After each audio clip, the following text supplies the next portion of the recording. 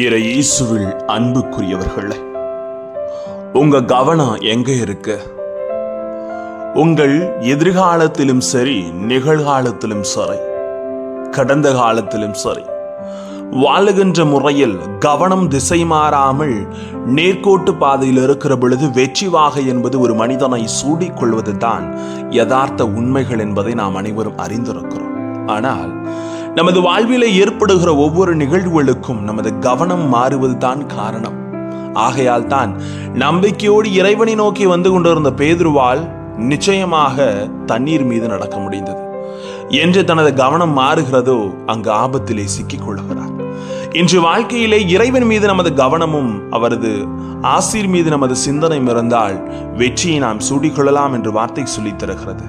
வார்த்தையோடு கவனம் செய்து ஆண்டவரது ஆசீரை பெற்றுக் கொள்ளலாம். வாங்க. Praise the Lord. இயேசுவுக்கே புகழ், இயேசுவுக்கே நன்றி. இறைவனின் அருட்கரமும் அருளாசீரும் உங்களோடும் உங்கள் குடும்பத்தோடும் நிறைவாக தங்கிட உங்களை நான் வாழ்த்துகிறேன். அன்பில் இனியவர்களே, கவனம் திசை மாறுகிற போது கவலைகள் திகைக்க வைப்பது நடந்தே தீரும். பார்வைகள் தீருகிற பொழுது பயங்கள் திடுக்கிட வைப்பது நடந்தே தீரும். எண்ணங்கள் அலைப்பாயும் போது அச்சங்கள் அதிர வைப்பது நடந்தே தீரும்.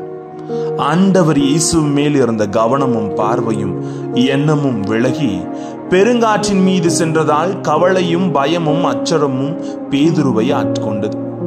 முழு கவனத்தையும் பார்வையையும் எண்ணத்தையும் இயேசுவின் மேல் வைத்தவரை தண்ணீரில் நடக்க முடிந்தது பேதுருவால். அந்த கவனமும் பார்வையும் எண்ணமும் திசை மாறிய போது வீழ்ச்சியை சந்திக்கின்றார். நம் வாழ்வில் அப்படித்தான்.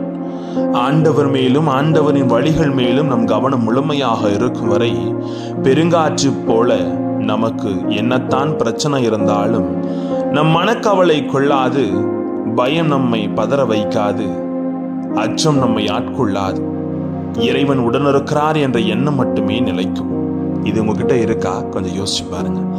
ஏன்னா நம்மை சுத்தி நடக்கிற ஒவ்வொரு நிகழ்வுகளை பார்த்து பயப்படுகிற ஒரு மனித சிந்தனையாக கூட நமது வாழ்க்கை அமைக்கிறது. ஆனால் எதை பற்றியும் கவலை கொள்ளாமல் ஏதோ இன்று இந்த காட்டுப்புல் இன்று இருந்து நாளை அடுப்பில் எறியப்படும் காட்டுப்புல்லுக்கே கடவுள் எத்தனை அணிகலன்களை செய்து ஆசீர்வதிக்கிறார் என்றால் அவரது படைப்பிலே மேன்மையான நமக்கு ஏன் கவலை?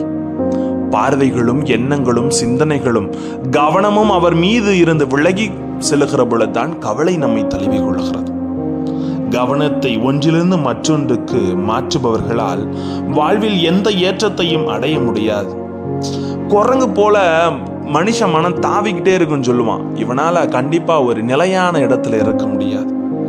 வாழ்வில் உன்னதமான விஷயத்தில் கவனத்தை பறிகொடுத்த எவரும் முன்னேற்றத்தின் படியில் ஏறியதில்லை என்பதே வரலாறு நமக்கு புகட்டும் பாடு.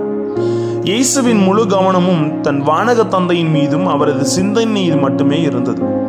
வானக தந்தையின் விருப்பமாகிய இயேசு பாடுபட வேண்டும் என்பதை தன் சீடர்களுக்கு முதல் முறை அறிவித்த போது பேதுரு மத்தேயு 16:22 சொல்லுவார், ஆண்டவரே, இது வேண்டாம், இப்படி உமக்கு நடக்கவே கூடாது என்று சொன்னபோது கூட அதில் மயங்கி போய் இயேசுவின் கவனம் தன் வானக தந்தையின் அந்த ஒற்றை விருப்பத்திலிருந்து திசை மாறவில்லை என்பது என் கண்முன் இல்லாதே சாத்தானே, நீ எனக்கு தடையாயிருக்கிறாய் என்று பேதுருவை நோக்கி சாடிய வார்த்தைகள் நமக்கு உணர்த்துகிறதல்லவா?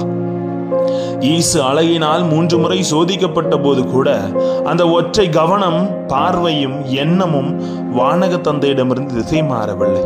அந்த ஒரே கவனமும் அந்த ஒரே பார்வையும் அந்த ஒரே எண்ணமும் நம் கிறிஸ்து வாழ்வில் அவசியம். அதை அவசியமற்றதாய் நாம் கருதினால் ஆண்டவருக்கு நாம் அவசியமற்றவர்கள் ஆகிவிடும். எது வேண்டான்னு ஒதுக்கி விடுறியோ அதுதான் வாழ்விலே நிரந்தரம் என்பதை எல்லோரும் மறந்து விடுகிறார்கள்.